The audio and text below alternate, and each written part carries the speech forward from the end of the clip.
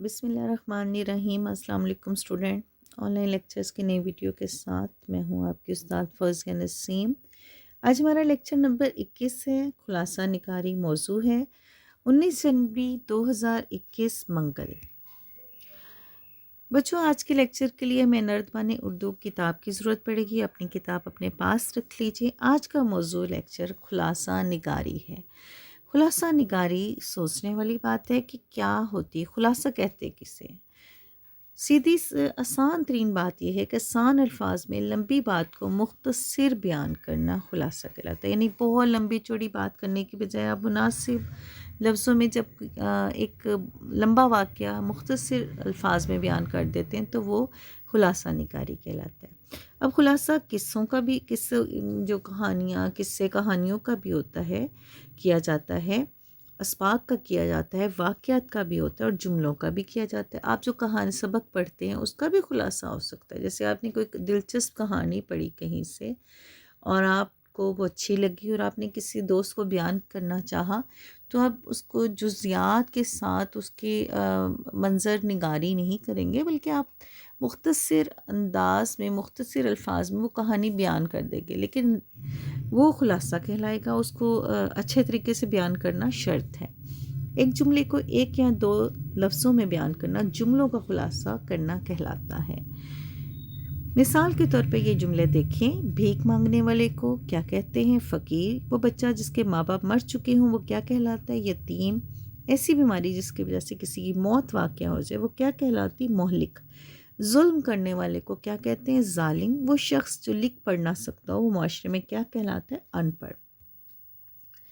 اب ہم آج کے لیکچر کی طرف جاتے ہیں۔ خلاصہ نگاری ہمارے پاس صفحہ نمبر 50، اور اس کی تعریف یہ ہے کہ زیادہ الفاظ میں بیان کی گئی بات کو مختصر انداز میں ایسے بیان کرنا کہ کوئی اہم بات نہ رہ جائے، خلاصہ نگاری کہلاتا ہے۔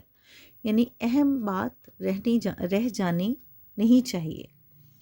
اب مددگار الفاظ، آپ کو اوپر مددگار الفاظ دیے گئے ہیں: پڑوسی، دھوبی، ظالم، بھکاری، باورچی، کامچور، منکر، مورخ، ملاح، چرواہا، تیراک، شہید، مصور، رحم دل، چغل خور۔ منکر ہوتا ہے انکار کرنے والا، اور ملاح ہوتا ہے جو کشتی چلاتا ہے۔ انکار کرنے، منکر اصل میں کسی بات سے بھی کوئی بات کہہ کے انکار کر دے یا مکر جائے یا منکر ہو جائے، اس کو اپنی بات کہہ کے منکر ہو جائے اس کو بھی منکر ہی بولتے ہیں، میں نہیں انکار کرتے وہ کسی بات سے۔ اب ہم آتے ہیں آج کے کام کی طرف کہ اس میں کیا ہم نے لکھنا ہے۔ موٹر کار چلانے والے کو ڈرائیور کہتے ہیں، بھیک مانگنے والے کو بھکاری کہتے ہیں، جو آدمی کام سے جی چراتا ہو اسے کامچور کہتے ہیں، جو آدمی کام سے جی چراتا ہو اسے کامچور کہتے ہیں، ظلم کرنے والے کو ظالم کہتے ہیں، تاریخ لکھنے والے کو مورخ کہتے ہیں۔ مورخ ہوتا ہے تاریخ لکھنے والا، جی اس کی تعریف بھی یہی ہے۔